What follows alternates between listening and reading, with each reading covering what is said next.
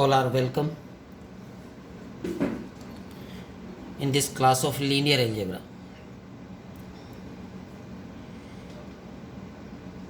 In previous videos, we have studied definition of vector space and examples of vector spaces. Today, I first repeat which examples we have studied and what is the definition of a vector space या what is a vector space. हमने देखा था कि एक Abelian group और एक field, then this abelian group V is called a vector space over this field F if following properties are satisfied. Before that, there must be an external composition from F cross V into V, that is circular dot. तो ये abelian group है और ये क्षेत्र है, field है. एक बाह्य संक्रिया F क्रॉस V से V में ऐसी डिफाइंड हो जाए जो वेल डिफाइंड हो और ये चार प्रॉपर्टीज़ संतुष्ट होती हों जिनको कि हम V1, V2, V3, V4 कहते हैं. तो ये V क्षेत्र F पर वेक्टर स्पेस कहलाता है. इसके बाद हमने वेक्टर स्पेस के एग्जांपल्स पढ़े थे और एग्जांपल्स में पहला था set of n tuples A1, A2 and so on AN. इस टाइप के एन ट्यूपल्स का set where all the components of this n tuple belong to the field F. इस सेट को हमने नाम दिया था Vn और ये सेट फील्ड F पर वेक्टर स्पेस होता है.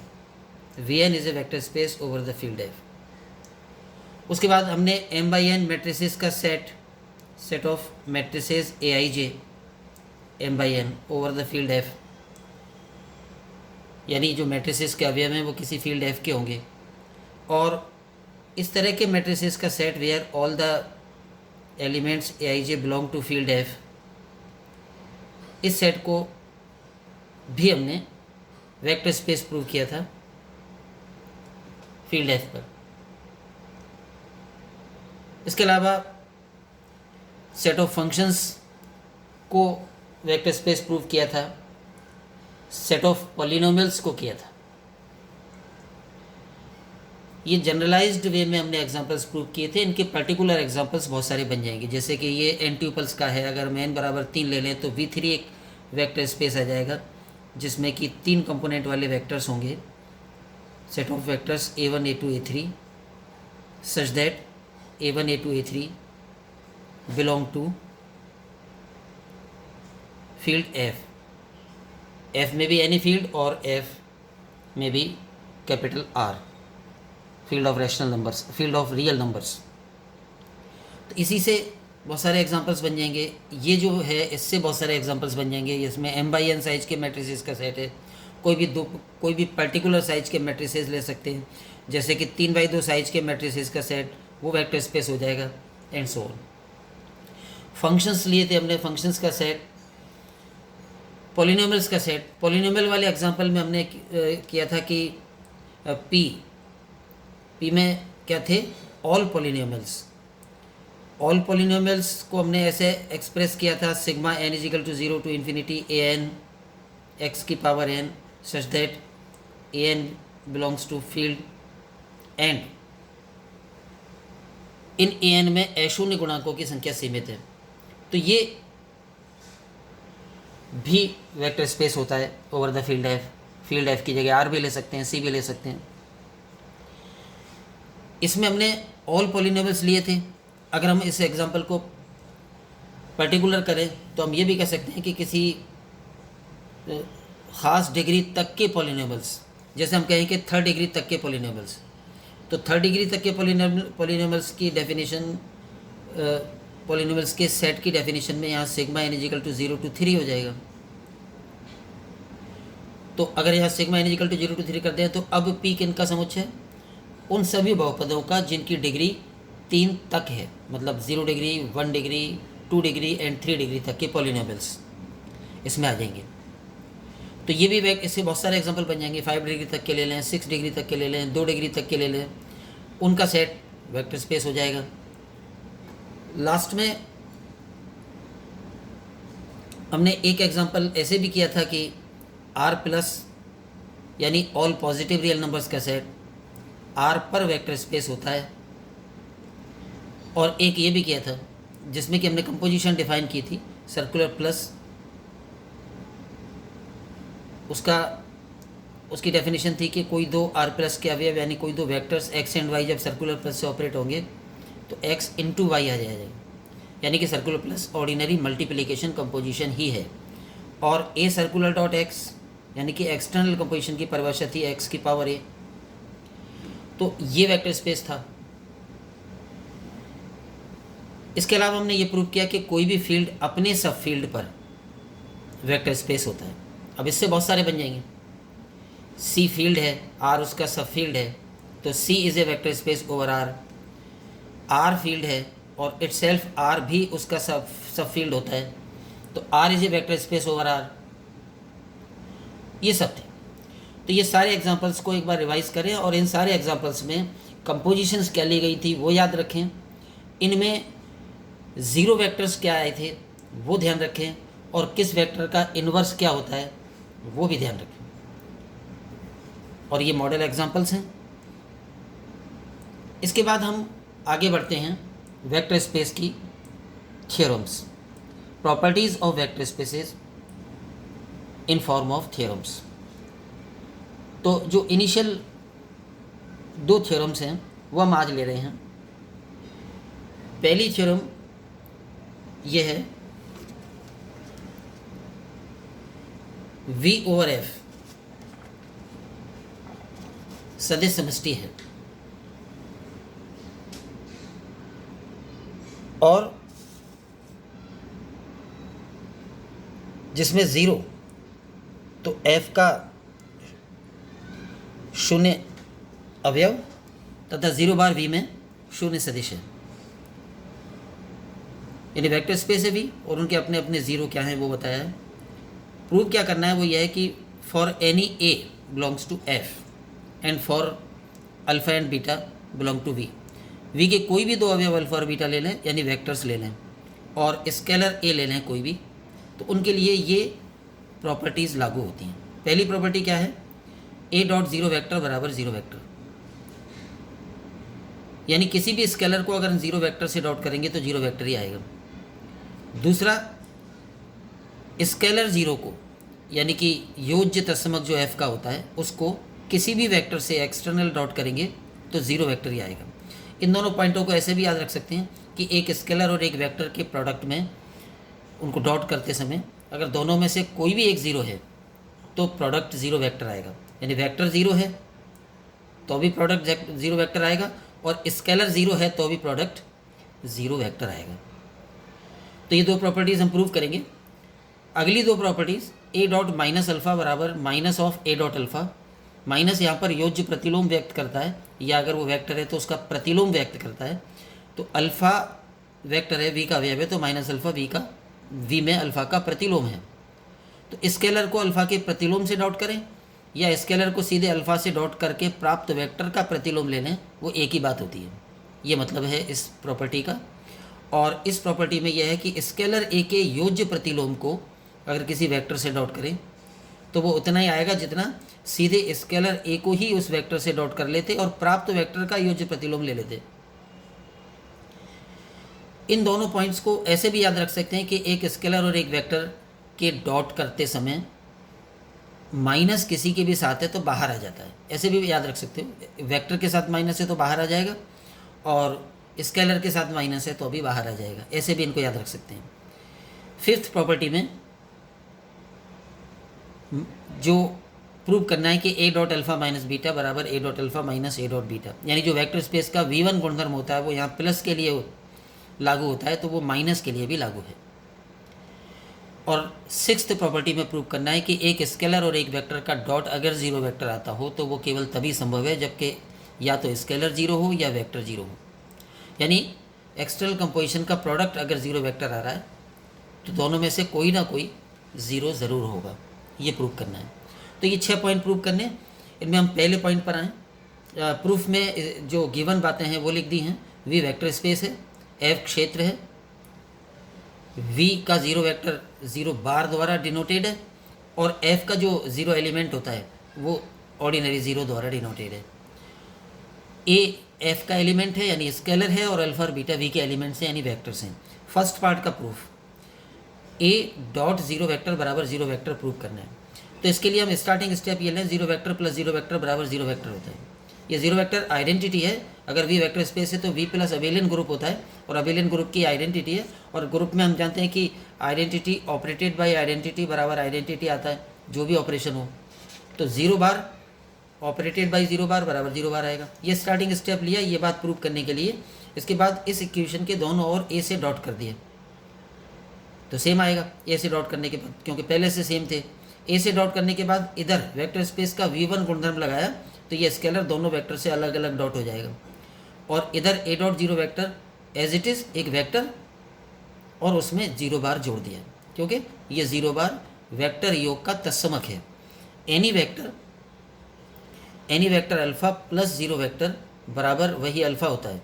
तो ओनली अल्फ़ा हो तो उसको हम कभी भी अल्फ़ा प्लस जीरो वेक्टर लिख सकते हैं, यानी जीरो वेक्टर कभी भी ऐड किया जा सकता है किसी भी वेक्टर में। तो ये ए डॉट जीरो वेक्टर एक वेक्टर है और इसमें जीरो बार अलग से ऐड कर दिया और ऐसे ऐड करने से कोई फ़र्क नहीं पड़ेगा। अब ये जो इक्वेशन आई इसमें ये फर्स्ट एलिमेंट दोनों तरफ सेम है, इसे कैंसिल कर देंगे तो कैंसिलेशन लॉ से ही आ जाएगा। Cancellation law abelian group V plus में लगेगा। अबेलियन ग्रुप वी प्लस में कैंसिलेशन लॉ क्या होगा, अगर x plus y is equal to x plus z हो तो x can be cancelled and we can write y is equal to z. तो ये कैंसिलेशन लॉ है v प्लस ग्रुप में। तो सेम एलिमेंट दोनों तरफ से कैंसिल कर दिया और ये प्राप्त हो गया। तो ये फर्स्ट पार्ट का प्रूफ हो गया। सेकेंड पार्ट के प्रूफ में क्योंकि ज़ीरो स्केलर लिया गया है तो अब स्टार्टिंग स्टेप स्केलर से शुरू करें। ज़ीरो प्लस ज़ीरो बराबर ज़ीरो होगा। फील्ड एफ अपनी प्लस संक्रिया के लिए अबेलियन ग्रुप होता है और ये आइडेंटिटी ऑपरेटेड बाय आइडेंटिटी बराबर आइडेंटिटी वो स्टेप लिया है। इसके दोनों तरफ वेक्टर अल्फ़ा से डॉट किया, इधर भी तो इधर भी।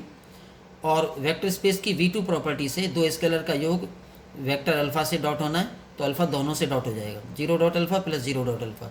और इधर एक्स्ट्रा जीरो बार जोड़ दिया क्योंकि जीरो डॉट अल्फ़ा एक वेक्टर है और इस वेक्टर में जीरो वेक्टर कभी भी जोड़ा जा सकता है। उसके बाद ये दोनों तरफ जो सेम एलिमेंट था ये कैंसिल कर दिया बाय कैंसिलेशन लो तो ये आ गया। तो ये फर्स्ट और सेकंड पार्ट के प्रूफ हो गए। थर्ड पार्ट में जो प्रूव करना है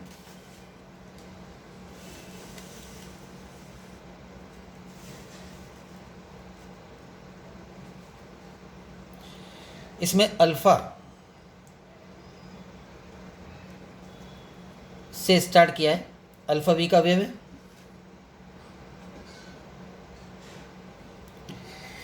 तो अल्फ़ा और अल्फ़ा का योज्य प्रतिलोम ज़ीरो वेक्टर आएगा यानी आइडेंटिटी आएगी। एक एलिमेंट और उसका इन्वर्स बराबर आइडेंटिटी।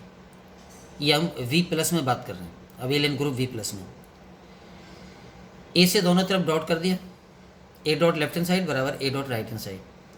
वेक्टर स्पेस की फर्स्ट प्रॉपर्टी V1 का उपयोग करके ये दो वेक्टर्स का योग है, स्केलर से डॉट हो रहा है तो ये ए दोनों से अलग अलग डॉट हो जाएगा, ए डॉट अल्फ़ा प्लस ए डॉट माइनस अल्फ़ा।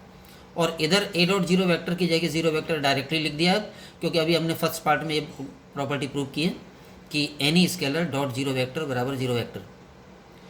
ये इक्वेशन आने के बाद हमारा जो नेक्स्ट काम है वो ये है कि ए डॉट माइनस अल्फ़ा की वैल्यू निकालनी है, ए डॉट अल्फ़ा को इधर से हटाना है, उधर पहुँचाना है। तो उसके लिए इस एलिमेंट को हटाने के लिए इसका ये एक वेक्टर है ए डॉट अल्फ़ा वी का अवयव है, इसका योज्य प्रतिलोम दोनों तरफ ऐड कर दें। तो यह minus of A dot alpha left hand side में ऐड कर दिया, ये दोनों स्टेप तो अपनी जगह हैं।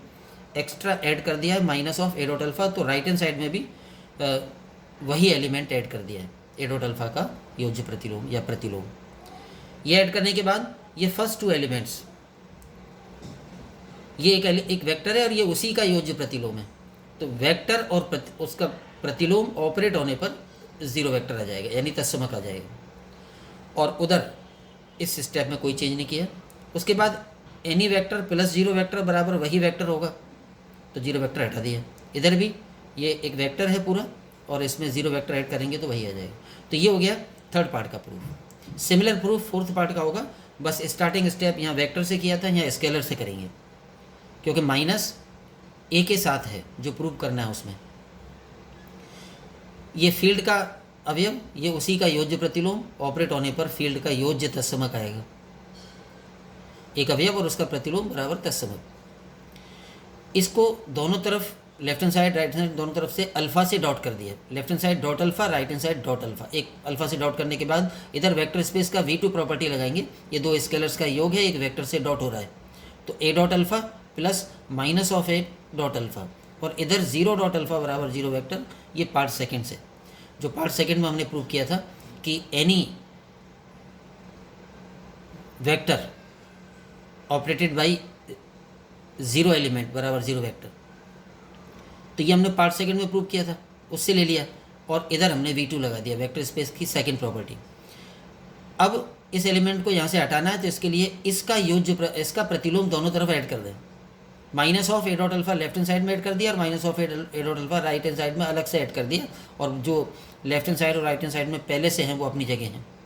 फर्स्ट टू एलिमेंट्स एक वेक्टर और उसका इन्वर्स जीरो वेक्टर आ जाएगा, और इधर कोई चेंज नहीं। फिर this vector plus zero vector बराबर यही वेक्टर आ जाएगा, और ये वेक्टर प्लस जीरो वेक्टर यही वेक्टर आ जाएगा, क्योंकि जीरो वेक्टर आइडेंटिटी है। तो ये प्रूफ हो गया, और ये फोर्थ पार्ट हो गया। फिफ्थ पार्ट में हमें प्रूव करना है